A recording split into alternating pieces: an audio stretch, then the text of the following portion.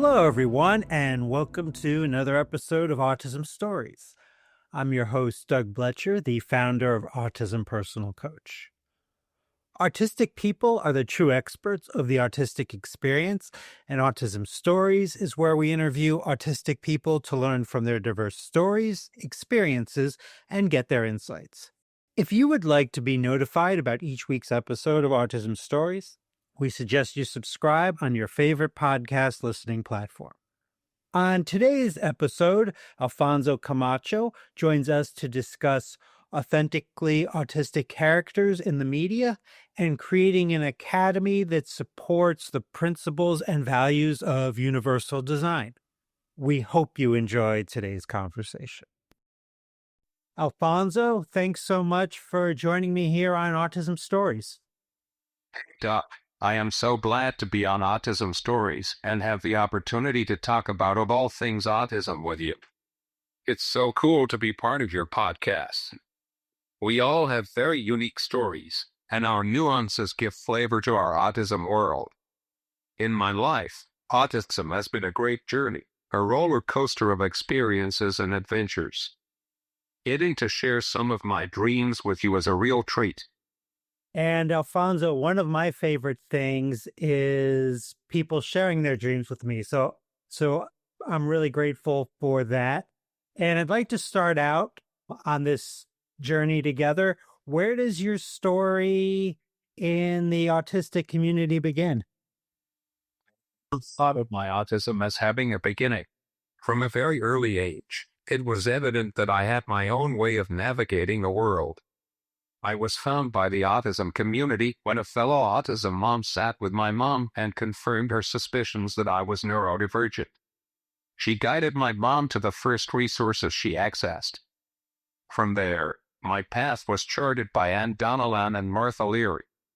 4 days after my diagnosis, my mom sat at a conference organized by them and learned about presuming competence, motor planning, apraxia, and alternate forms of communication.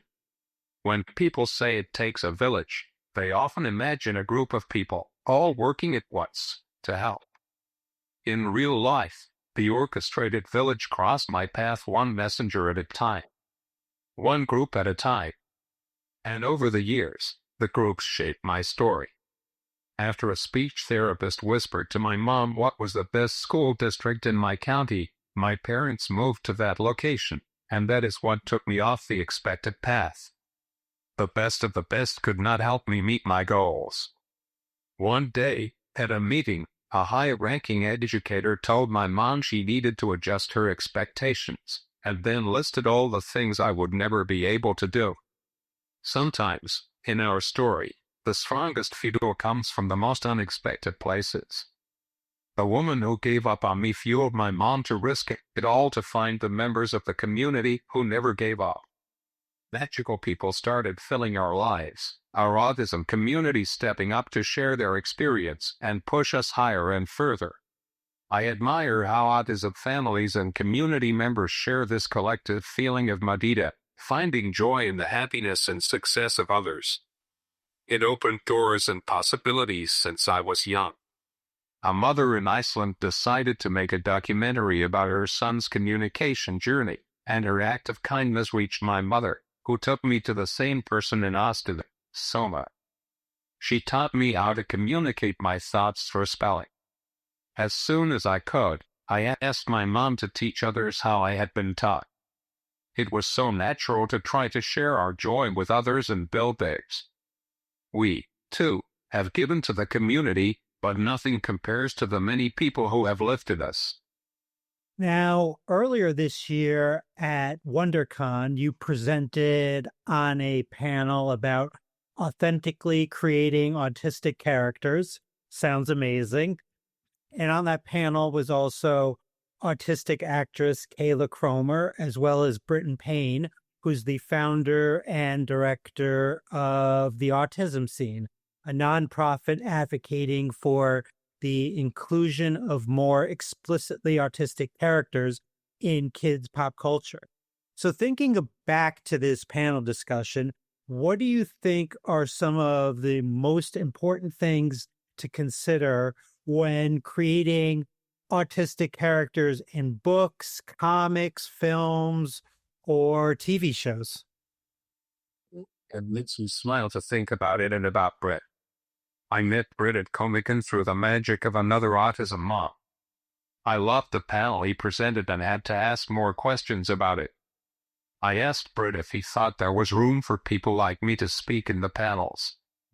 And do you know what he did? He pulled up a chair and gave me a seat at the proverbial table. We started a conversation that led to dreams about panels. Last winter, I sat at WonderCon as the non-speaking voice and opinion on how to create characters that represent autism in a way that is authentic. The experience was very satisfying to my soul. I didn't just show up, though.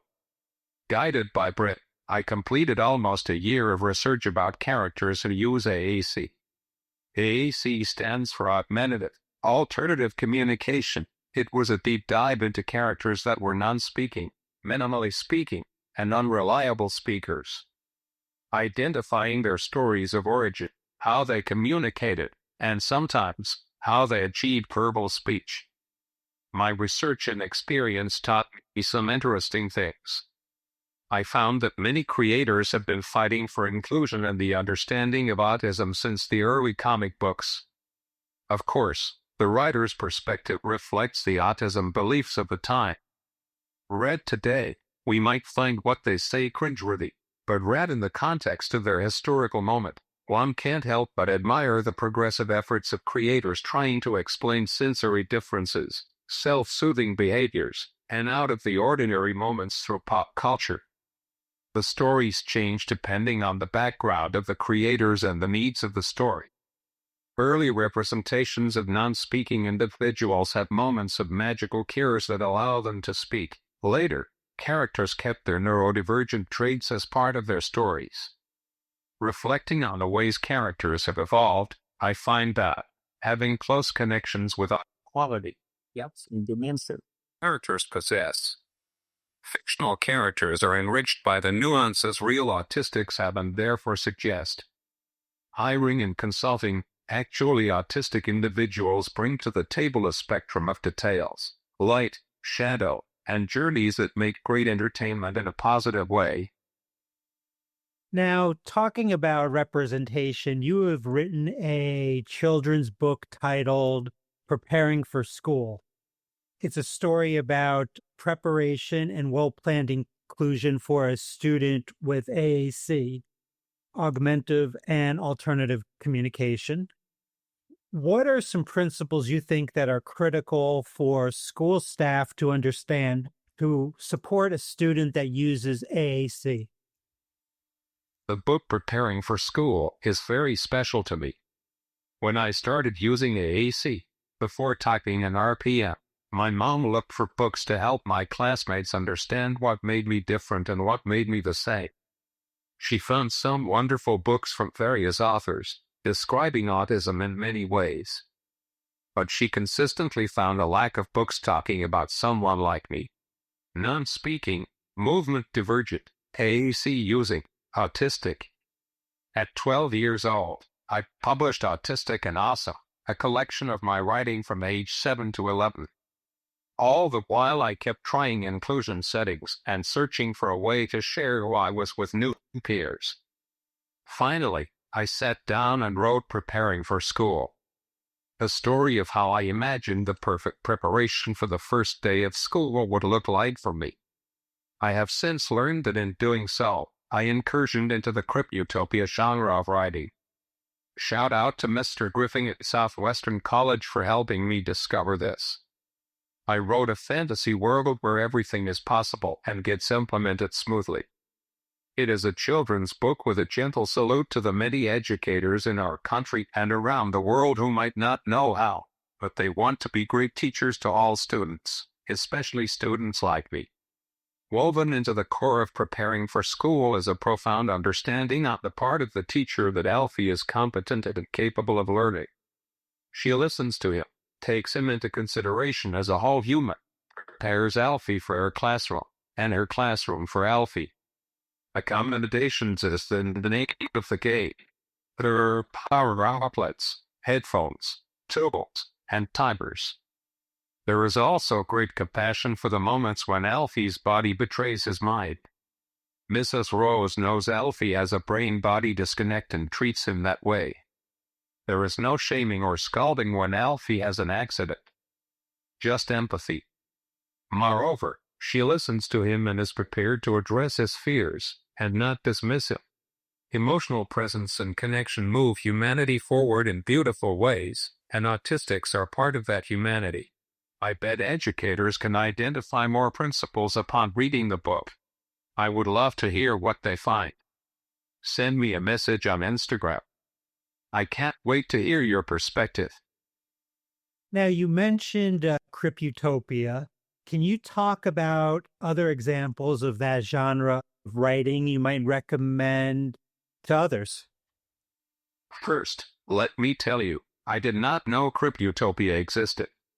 When I wrote my children's books, I wanted to create an example of how I wished things had always happened. This semester, I joined the English class at Southwestern College and found myself with a utopia assignment. While doing research, I found the world of Cryptutopia, an idyllic world created with the needs of disabled individuals in mind. Cryptutopia arrives as a dream of a better world for all. The rights of the people protect the freedom of the human spirit and no longer chains it to preconceived boundaries. Boundaries are broken by the true belief in the competence of all humans, resulting in an honoring of their choice for their life. In Cryptutopia, elevators, ramps, and rails are prolific in all buildings, including historical ones, because people are more important than stones. They have laws that go far beyond the old ADA, the Americans with Disabilities Act, and universal design as the guiding principle in all activities and interrelationships between individuals and entities, private for public. Dr. Adolf Ratzka wrote the essay on Cryptutopia. He is definitely the first step into it. And, earlier we were talking about your book, Preparing for School. You aren't just the author of that book, you're one of the book's illustrators. What do you hope the illustrations in the book express to those who are reading your book? It was not the initial plan. When I was ready to publish, my grandmother and my mother started brainstorming about who could illustrate. They contacted Elsa Tamayo, a gifted artist and sculptor, whose work graces the grounds of an important university in Mexico. Elsa met with us and unexpectedly asked, "What if Alfonso illustrates his own book?" My mom jokes that she was overwhelmed with work and had no idea of what it implied, but she left the choice out to me, and I said yes. That started a multi-year process where I slowly learned to paint, trust my instincts, develop my technique, and choose my palette. I enjoyed every minute of it. The freedom to create something beautiful was extremely satisfying. Moreover, and most importantly, the people around me and I learned to value art in a way that we had not before. It was not perfect brushstrokes on an impeccable canvas. It was not an exact portrait with clear facial features. It was movement and feeling. It was abstract beauty and valuing all movement. It's precise and gifted. I painted the book's backgrounds, and Ivan Vasquez painted the foregrounds. He gave the characters identity and stayed true to their inspiration.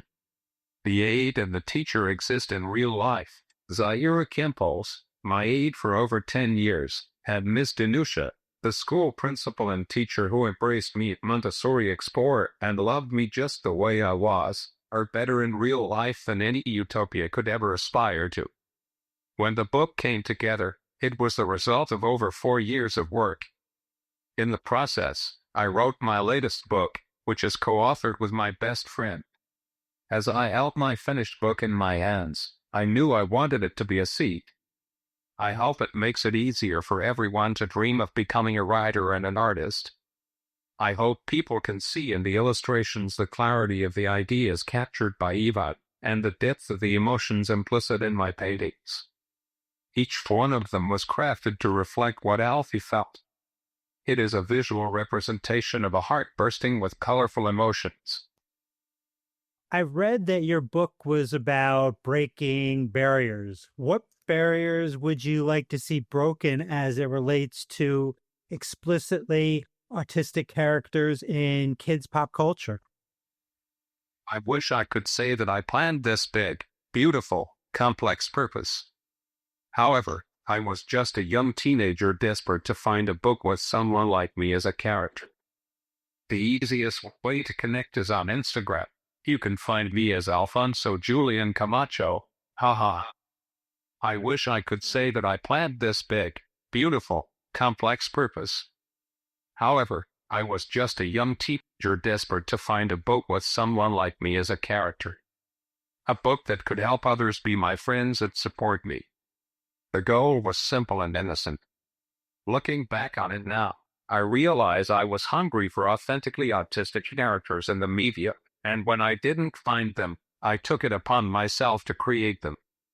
Times, by following our heart's desire and taking care of ourselves by fulfilling our own needs, we create the very change we were looking for. Alfie is a non-speaking boy with autism. He stims, he flaps, and he uses headphones in loud places. He is also funny, deep, and kind. He is a faithful representation of an autistic person thriving with the right support. I can now pick up a children's book and find myself. Maybe others who share my autism profile feel the same. Maybe somewhere in the world, a little child is reading my book and feeling completely seen and valued. Valuable enough to be represented in the media, valuable enough to be interpreted by art, and valuable enough to be part of the story. Now, in addition to being an author, you are the founder of Colmena Academy. Hopefully, I didn't butcher the pronunciation, which is a K-12 school for students with speech challenges. From what I understand, your academy uses the principles of universal design to support your students. Can you talk about how these principles of universal design are implemented? I am so proud of our effort. When I started using stencils to spell, I asked my mom to teach other kids like me. That started B, Builders of Eloquence and Engagement, LLC. It gave tutoring sessions. A few years later, I told my mom we needed to form a school. Colmena Academy was born from the need to have a school that holistically addressed the needs of non-speaking, minimally speaking, and unreliably speaking individuals who benefited from AAC. To say that Colmena embraces universal design is to misunderstand the level of intentionality placed on every aspect of the school. This is not a place created and adapted for everyone. This is a place created for everyone that also works great for those who may not need adaptations. Personal computer monitors vary in size depending on visual needs. Some students have 55-inch monitors, some 12-inch.